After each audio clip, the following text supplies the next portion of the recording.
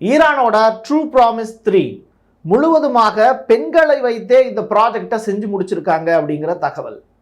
ஷாகட் ஏவுகணை உட்பட cluster bomb, MLRV இதெல்லாத்தையும் தாண்டி மொத்தம் 28,000 மிசைலை கையில் வச்சுக்கிட்டு சுத்திக்கிட்டு இருக்கோம். என்ன பண்றதுன்னு தெரியாம இதை வச்சு எத்தனை ஆண்டுகள் உங்கள் மீது போர் நடத்த முடியும்னு கணக்கு போட்டு பார்த்துக்கோங்கடான்னு இஸ்ரேலை பார்த்து கெத்தா ஈரானுடைய IRGC குரல் கொடுத்திருக்காங்க. ஐக்கிய நாடுகள் சபையினுடைய UNSC அதுல அமெரிக்காவினுடைய ஒரு முக்கிய உயர் அதிகாரி ஒளறி கொட்டியிருக்காரு.